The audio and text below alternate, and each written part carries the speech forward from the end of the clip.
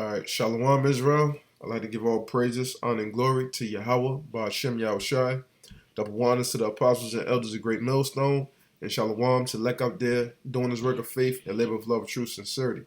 I just want to get into a brief lesson, an example of, putting your family before the Lord, you know. So with that, I'm just get into this, the book of Samuel dealing with Eli and his two sons, Hophni and Phinehas.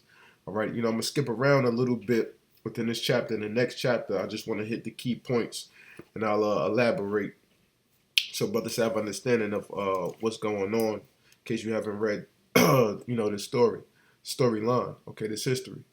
All right, this Slakia. Book of 1 Samuel chapter 2 verse 12. Now the sons of Eli were sons of Belial. They knew not the Lord. Basically, they were sons of Satan, man. They were wicked, they were evil, and they knew not the Lord. Okay. I'll jump down to verse 22. Now Eli was very old and heard all that his sons did unto all Israel, and how they lay with the women that assembled at the door of the tabernacle of the congregation. Okay, so they were sleeping with the women, at the doors of the tabernacle, man. They was going off, man. Okay, and he said all that the sons had did unto Israel, because when you read further up in this chapter, they were basically defiling the sacrifices that men were coming up and presenting before the priest to give unto the Lord. They were defiling those, and they were taking some of the sacrifices for themselves and doing wickedly, man. So these were some of the things in which they were doing. They possibly could have been doing more, who knows? But this is what the Lord, showed forth unto us, that, the things in which they were doing, verse 23, and he said unto them, why do ye such things? For I hear of your evil dealings by all this people. Nay, my sons, for it is no good report that I hear. Ye make the Lord's people to transgress.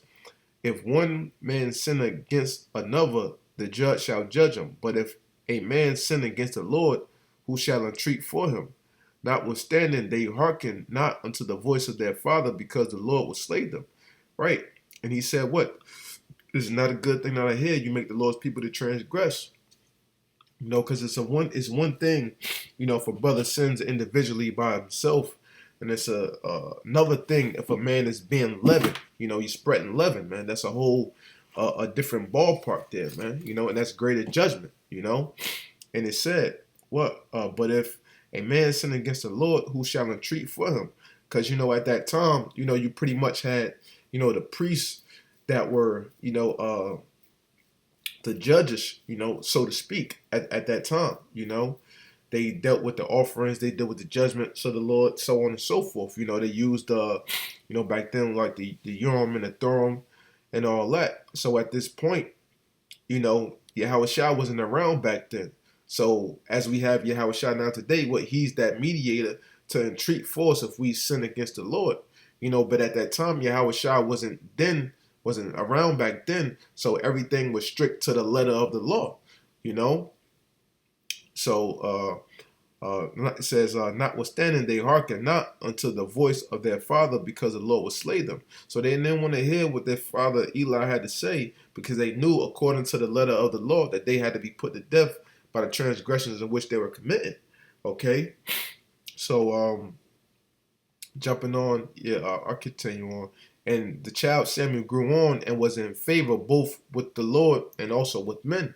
Okay, Samuel was, on the come up, so to speak, through the spirit of the Lord. The Lord set him up and he ordained him, And there came a man of the Most High unto Eli and said unto him, thus saith the Lord, did I plainly appear unto the house of thy father when they were in Egypt, in Pharaoh's house? And did I choose him out of all the tribes of Israel to be my priest, to offer upon my altar, to burn incense, to wear an ephod before me? And did I give unto the house of thy father all the offerings made by fire of the children of Israel?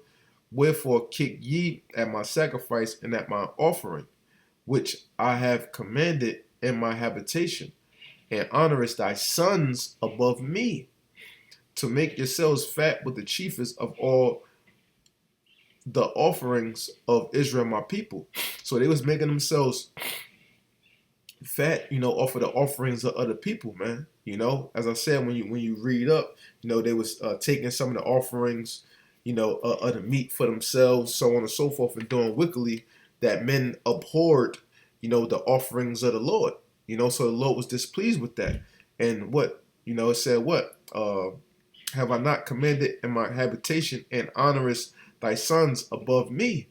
And the Lord said this unto him because he was supposed to render judgment unto his sons for what they were doing. Eli just pretty much, confronted them and said, what you're doing is not good. But he was supposed to render that judgment, upon his sons for what they were doing. It says, verse 30, wherefore the Lord power of Israel saith, I said indeed that thy house and the house of thy father should walk before me forever. But now the Lord saith, be it far from me, for them that honor me I will honor, and they that despise me shall be lightly esteemed. So he was giving reference to him for what he had did. Okay, so pretty much when you read on, he told him that his house, would pretty much be destroyed forever, and when you pretty much, it's like it, going to verse 33, and the man of thine whom I shall not cut off from mine altar shall be to consume thine eyes and to grieve thine heart, and all the increase of thy house shall die in the flower of thy age. And this shall be a sign unto thee, that shall come upon thy two sons, on Hophni and Phinehas, and one day they shall die both of them. And I will raise me up a faithful priest that shall do according to that which is in my heart and in my mind. And I will build him a sure house, and he shall walk before mine anointed forever. Okay, so because Eli didn't render judgment unto his sons, therefore the Lord told him that, his house would pretty much be consumed, and the sign would be that his two sons, would die in the same day. Okay, and what the Lord was going to raise him up a faithful priest that shall do according to that which was in his heart and in his mind. Samuel was that next man to take that stead after Eli.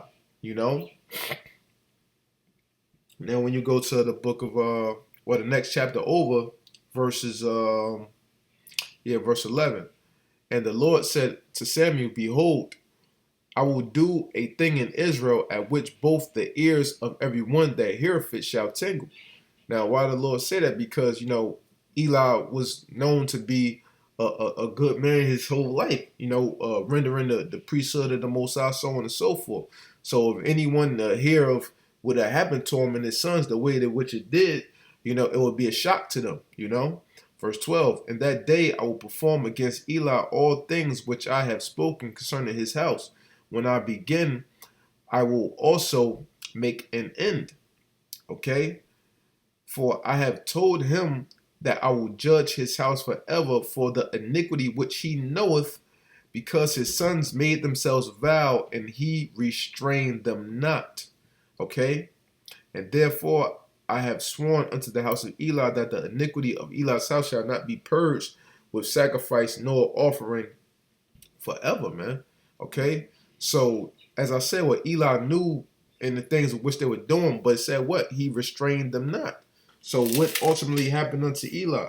With pretty much, when you go into the next chapter over, okay, chapter 4, Israel were in battle, pretty much with the Philistines, okay, and this is what happened unto Eli and his sons, all right, and pretty much a messenger was sent unto Eli, and he told Eli what happened unto his sons.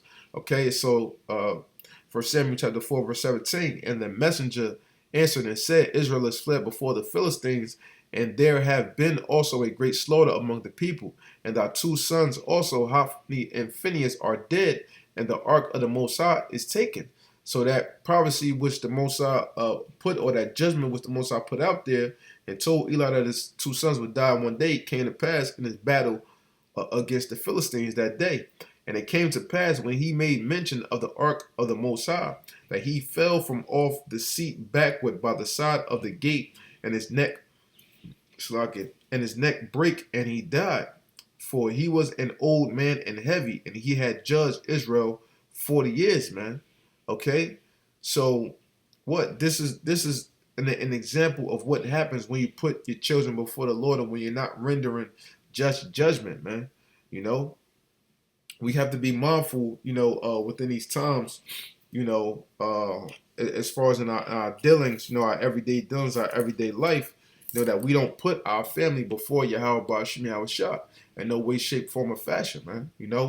We have to do things according to, a grace and things of that nature. We have to handle our worldly responsibilities, but we have to make sure that first and foremost that the Lord, is our main priority, and that we're doing according to His will. This is Matthew 10:37. He that loveth father or mother more than me is not worthy of me, and he that loveth son or daughter more than me is not worthy of me. Okay, so the Lord found Eli, even though he did all of those good works up until that point, the Lord found him not worthy, because in that end time, in Eli's lifetime, within the last days of his life, he did something that was a disgrace unto the Lord. He disgraced the Lord by loving his sons and not rendering just judgment for the Lord, man. He preferred his sons over YAHAWASHI, YAHAWASHI by not rendering a judgment, because his sons was causing the people to go off, and he knew nothing about it and didn't render the judgment as he should, man, as being the high priest at that time, man.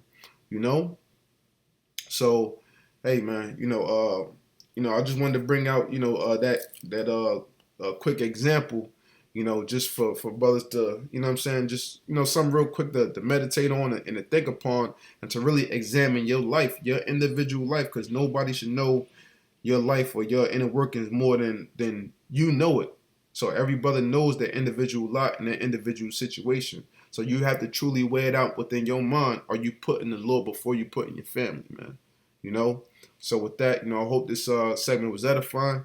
And I'd like to give all praises, honor, and glory to Yahweh, Ba'ashim Yahushai, double honors to the apostles and elders of Great Millstone, and Shalawam to Lek out there, doing this work of faith and labor of love and true sincerity. Shalawam, and death to America.